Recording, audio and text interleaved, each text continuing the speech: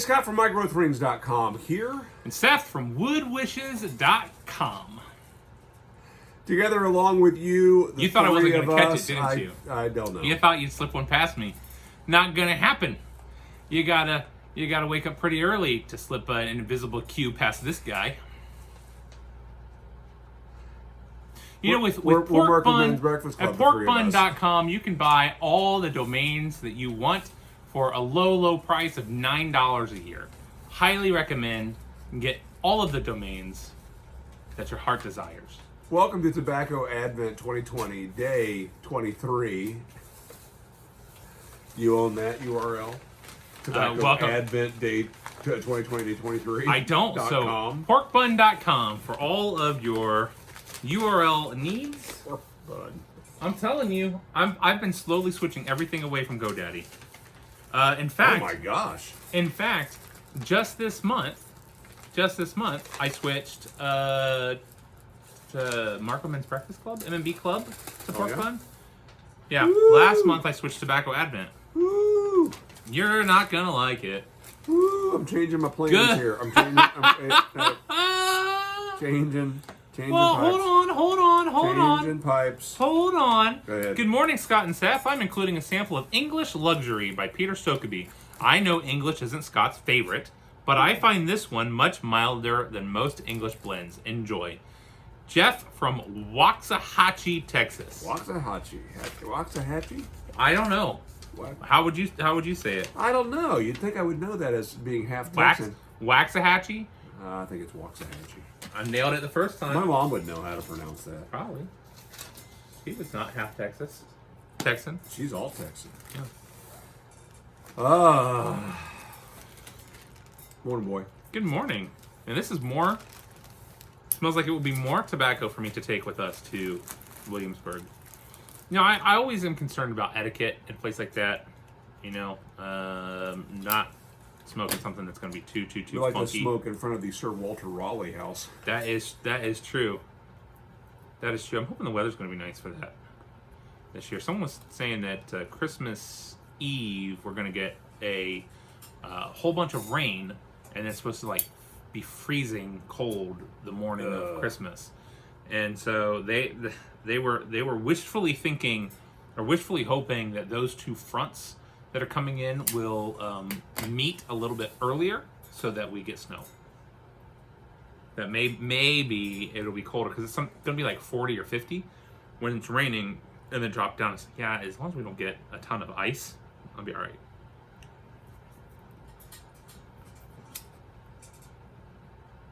Do we have a question? Mm-mm. All right. Then. No, we do. So, speaking of wood wishes,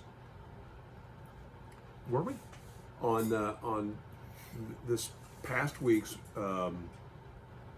My Growth Rings channel, I purchased a set of high-speed steel lathe chisels on Amazon. It's really interesting what's happened in the world of woodworking. First off with the Taiwanese and then the Chinese getting into power tools and getting into cutting tools. You can How fast are the chisels? They're high speed. They're high speed steel. Like over 9,000? When I first started learning how to turn, which would have been in the 80s, all the tools that we had were carbon steel. High carbon steel, they'd hold a decent edge, but they would dull relatively quickly. So you had to learn, while you were learning to turn, you had to learn to sharpen. And with if you didn't have enough challenges, as it was. So you're turning and then taking your file to sharpen. Yeah. With high-speed steel cutting tools, they hold an edge much longer, so there's a lot less of that. I was able to buy an 8-piece set of high-speed steel tools. I don't want to say they're comparable to my Robert Sorby tools. My Robert Sorby tools made in Sheffield, England. I believe it's Sheffield. They're fantastic. They are superior to these. But these that I bought on Amazon are better than those carbon steel tools that I started with in the 80s. And at 8-piece set cost what one of my Robert Sorby chisels cost. In fact, pick that chisel up off the floor. You made me throw it I down know. there. I know. I have a chisel here. This is a carbide tipped chisel that's primarily used for bowl turning. Check this out.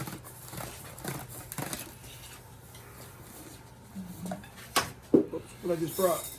The plastic piece that you're gonna. No, I dropped the gonna break. hex wrench that's used to remove that carbide tip tool. I left the price sticker on this. I paid $114.99 for this. That 8-piece set was $79. That's, and they're high-speed steel. That's mind-blowing to me that we can buy reasonably decent tools at that price. And it's part of it is the economy of scale. Yep. Part of it is these products are now in the public domain. Anybody can make them. Even the Chinese taking inspiration from the best of the best, and inspiration from the Robert Sorby chisels, for example. Are they as good? No, they're not as good. But man, they're way better than the tools that I had when I was learning to turn in the 80s. And they at were a fraction of the $80? price. No. Well, yeah, they were $80. So yeah, $10 a piece. $10 a piece compared to $114 a piece. Well, and this is a different animal, right? This is a carbide tip, right? I would say comparable to my $60 a piece Sorby tools. Okay. So for a little more than the cost of one, sixth I the can have cost. an 8-piece set. Right. And then, you can learn how to turn, you can learn how to sharpen, and then you replace the ones that you use every day. Right. Because like that 8-piece set, if you're spindle turning, you need a gouge, a skew, and a parting tool. Maybe you'll want a roughing gouge to get the wood from square to round, so you're not dulling your regular spindle gouge. If you want to do bowl turning, there's a bowl gouge, and there's a couple scrapers for also bowl turning. And so at some point, maybe you'll want to replace the skew with an oval skew, and so on and so on. Anyway, my mind is blown by this thing, this set. Does Harbor Freight sell a comparable set? That's a great question. So Harbor Freight has a similar set, but it is not the same quality. I was very curious about that to see, is it the same thing? Because at a glance, it looks very similar. The real difference in quality is in once the tool was made, how well was it ground to the shape that you're just going to want to have to sharpen. Grinding it to a shape takes time, takes some talent. You can lose the temper on the cutting edge, and it won't want to hold an edge very well. And so having a tool that's already ground at least roughly to shape is worth a little more money. Right. So, if you knew somebody and could buy the Harbor Freight set and hand it off to them and just give them the time to get that thing ground properly, not a bad set. The first set we bought for you was a carbon steel Harbor Freight set, and that was bought mainly so you could play around with learning how to sharpen. Sure. Wouldn't have hold an edge for nothing. Yeah. Better pick up that. Isaac, my brother-in-law, he's been doing woodworking and has been getting into doing fine wood crafting or crafts that he's selling. He just bought a sharpener from Harbor Freight. It's a chisel sharpener with a diamond studded wheel that is advertising as a chisel, knife, and scissor sharpener. It has different the one he attachments. bought. Oh, Piece of they saw crap. him coming. Yeah, Piece no. of crap. No, I know that one It's well. like $30. No. It's really, really great if you want to ruin a knife. Thankfully, we only ruined a really, really cheap knife, but... I can't find this. All right. Oh, there it is. There it is. Cool. Oh, it's a T15. It is a Torx wrench. I'm glad I found that. Well, speaking of blades and knives and chisels, I just... Did you get your knives from Grizzly? I did get my knives from Grizzly. You? Oh, yeah. I got my knives from Grizzly. They for the price, certainly I'm not upset, but the packaging is not nearly what it was. Now, they were loose bid knives, but that's okay. For $2, I'm not upset by that. Although it was always nice if you were getting them as a gift to be able to have a box. But again, $2 versus $10. It's all right. No, speaking of knives, I decided that this is the year. This is the year to get Ender a knife. So Ender's my 8-year-old. Have never given him a knife that is his. Have let him use my knife when we've gone camping and things. And wanted to get him one for his birthday, which was in June. And literally 4 days before, or a week before his birthday, he decided it was wise to take a pair of scissors and cut his brother's pants while he was wearing them. Oh. So he took the scissors and just reached out between his legs and went snip with the scissors. And so that was a maturity test that he did not pass. Oh my.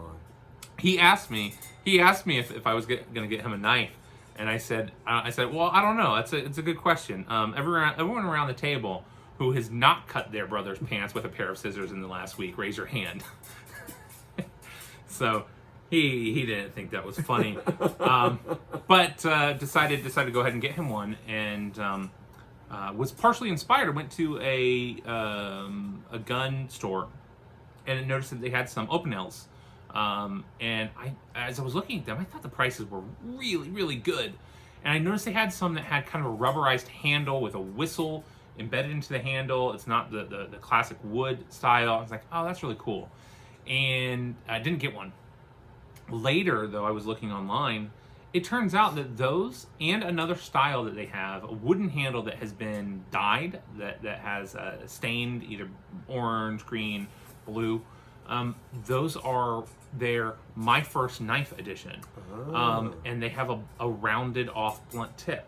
Nice. And so you still have the blade with the blunt tip, and it's not a lock back, but it's more accessible than a lock back. It locks, which is So important. describe it for somebody who doesn't know what you're talking about. So it's a French shepherd's knife. So it's one that it's cheap. You've got your handle piece here and your blade that is in the handle. When you pull the blade out, there is a collar that the blade slips through, and then you can rotate the collar and it locks the blade into place. And so the collar is here, and the blade can't shut at that point. And so it's a very, very simple design. But they had those suckers on Amazon for $30, and it's not a $30 knife. It's a really great beater knife. Put it in a tackle box or something, backpack. If you need something, they make them in carbon, or stainless steel. And so you can buy them in both. And so I'm like, I don't think they were that expensive over there At the gun shop? At the gun shop. So I went back to the gun shop, and they had the rubberized handle ones for $20. I didn't see any of the other ones, but I saw some that had colored handles. And I was like, all right, well, they were $12. I'm like, $12 is a perfect price for a knife for an 8-year-old, a first knife. And so I decided on that one, and as I flipped it over, it showed a picture of the knife. It is My First Knife, and so it had that rounded piece. I'm like, that's great, because even though he's 8, the 5-year-old will have it, and the 4-year-old will want it. And so we're gonna have to have some strict rules about usage and when it's out. But I'm excited for him to have that, get a chance to teach him some knife safety and responsibility. And responsibility. There's a lot to that. Yeah, for sure. So if you have a knife shop or a gun shop, I don't know what the going rate is, but they were all $12 except for the ones that are fancy, which are much more expensive online. I don't know why. Hiccups. So let's get some wicked hiccups. So just so you know, and I may have told you this, I've got a knife for your son for, I don't know if it's when he turns 13 or 18, but I bought him a Sarge brand knife when he was born.